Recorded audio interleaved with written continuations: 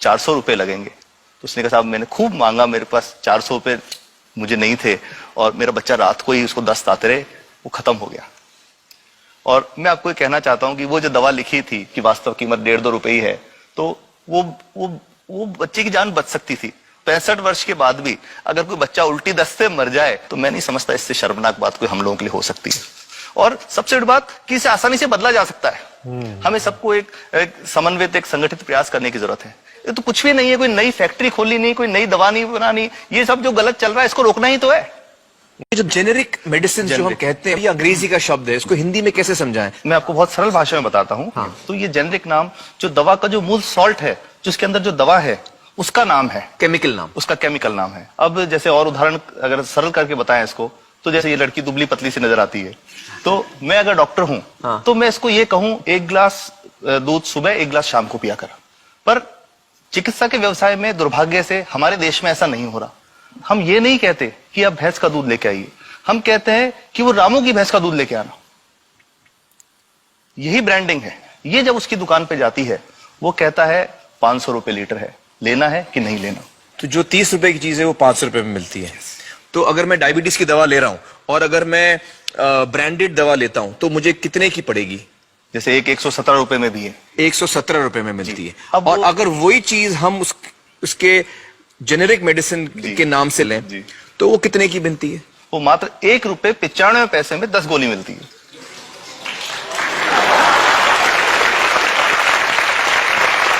और दोनों गोलियों में कोई फर्क नहीं है किसी किस्म का? 100% समान, क्योंकि इसकी उत्पादन लागत ही इतनी है। उसका manufacturing, packaging, transport, retail margin, जो उसके मार्जिन जो हैं, जो हमारे ज्यादा वो सब मिला करके उतने की ही पड़ती है। कुछ कैंसर के मैं आपको उदाहरण दूंगा, उसमें एक ही दवा जो ब्लड कैंसर के काम में आती है, बाजार में 1.25 लाख रुपए का एक पैकेट मिलता है। 1.25 लाख का एक पैकेट जो 1 महीने चलता है। और जेनरिक में वही दवा जेनरिक में अलग अलग कंपनीज जो बनाती हैं, एक 10,200 में बेचती है, एक 8,800 में बेचती है और एक 6,500 में बेचती है। मतलब ये आपका ये कहना है कि आपके ये प्रयास से इतने कम में राजस्थान में पब्लिक को, आवाम को ये दवाएं पहुंचा रहे हैं आप इस वक्त? जी, क्या बात है। मेरा ये सवाल है कि डॉक्टर्स जो हैं वो हमारे पर्ची पर जी जेनेरिक नाम क्यों नहीं लिख के देते? क्यों लिखते हैं वो ब्रांडेड? जाने नहीं देंगे बाहर फिर? नहीं, सब जाने देंगे। जब एक नया मेडिकल प्रैक्टिशनर जब प्रैक्टिस शुरू करता है तो उसके पास जो कंपनी के जो मेडिकल रिप्रेजेंटेटिव्स होते हैं, सेल्स बढ़ाने का उनका काम होता है, मार्केटिंग प्रिंसिपल के हिसाब से सेल्स एजेंट होते हैं बेसिकली। फिर वो कहते हैं साहब आप हमारी जो दवा है यही लिखना, ये बहुत बेहतर दवा है, इससे मरीज ठीक होगा। और उनको डॉक्टर्स को लिखने के लिए उनको प्रेशराइज किया जाता है, उनको टेम्प्ट किया जाता है। तो ये इसमें बहुत बड़ा कारण है जो दवा की कीमत को उसकी वास्तविक कीमत से 5-10 गुना 20 गुना तक बढ़ा देता है। एक बहुत बड़ा कारण है, क्योंकि हमारे पास जब हम टेंडर करते हैं तो बहुत सारे कंपनी वाले आते हैं, जो भारत की जो सबसे बेहतर कंपनियां, जिसके भी नाम वो रेपुटेड कंपनियां जिनके नाम आप ले सकते हैं, वो सभी हमें वो उसको जो 70 रुपए की है उसको 2 रुपए में 5 रुपए में दे रही है, 30 रुपए की दवा 2 रुपए में दे रही है। इतना ज्यादा फर्क। तो कंपनी तो दे सकती है और देना चाहती है और हमें देती भी है इतनी कम दामों में, हमें दे रही है ना, ये संभव तो है। अच्छा, मैं आपको बताऊंगा कि भारत से हम लगभग 45,000 करोड़ रुपए की जेनरिक दवाइयां प्रतिवर्ष विदेशों को निर्यात करते हैं। आप भेजते हैं दुनिया भर में जेनरिक, ये जो सस्ती दवाएं हैं आप विश्व भर में भेजते हैं और हमारे लोगों को नहीं मिलती। हमारे देश में महंगी है, हमारे देश में महंगी है। और अगर ऐसा है तो हमें कोई ईस्ट इंडिया कंपनी की जरूरत नहीं, हम वापस उसी दिशा में जा रहे हैं। आपने जब ये शुरू किया तो आपको कोई रेजिस्टेंस फेस करना पड़ा राजस्थान में? देखिए, जो प्रयास हम कर रहे हैं ये बेसिकली धारा के विपरीत बहने का एक प्रयास है जी। काफी थ्रेट्स भी हैं, क्योंकि इसमें माफियाज भी हैं, ड्रग माफियाज जो ऑपरेट करते हैं।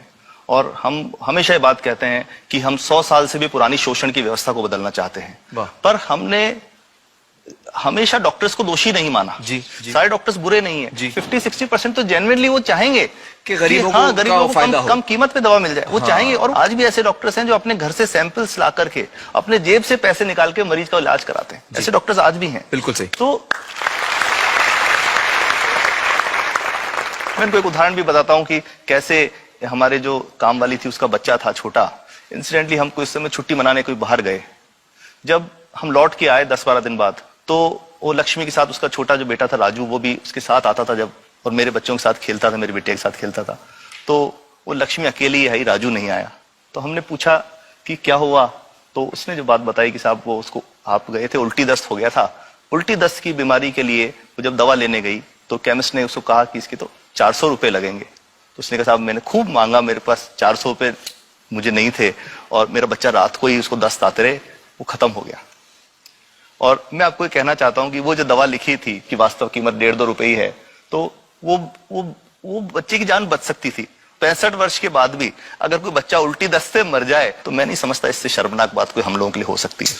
और सबसे बड़ी बात कि इसे आसानी से बदला जा सकता है। हमें सबको एक समन्वित, एक संगठित प्रयास करने की जरूरत है। ये तो कुछ भी नहीं है, कोई नई फैक्ट्री खोलनी नहीं, कोई नई दवा नहीं बनानी, ये सब जो गलत चल रहा है इसको रोकना ही तो है।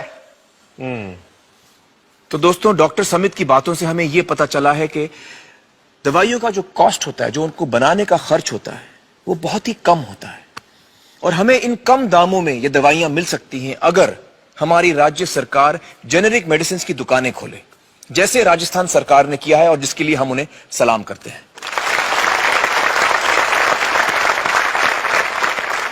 एक बात और, अगर आप एक एनजीओ हैं और आप जेनेरिक मेडिसिन की दुकान खोलना चाहते हैं तो department of chemicals and fertilisers आपको 50,000 रुपए की ग्रांट भी देता है।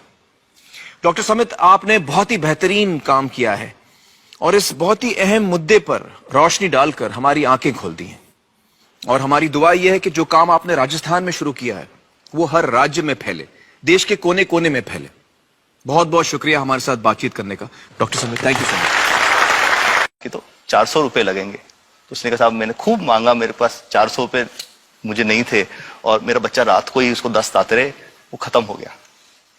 और मैं आपको ये कहना चाहता हूं कि वो जो दवा लिखी थी कि वास्तव कीमत 1.5-2 रुपए ही है, तो वो बच्चे की जान बच सकती थी। 65 वर्ष के बाद भी अगर कोई बच्चा उल्टी दस्त से मर जाए तो मैं नहीं समझता इससे शर्मनाक बात कोई हम लोगों के लिए हो सकती है। और सबसे बड़ी बात कि इसे आसानी से बदला जा सकता है। हमें सबको एक समन्वित, एक संगठित प्रयास करने की जरूरत है। ये तो कुछ भी नहीं है, कोई नई फैक्ट्री खोलनी नहीं, कोई नई दवा नहीं बनानी, ये सब जो गलत चल रहा है इसको रोकना ही तो है।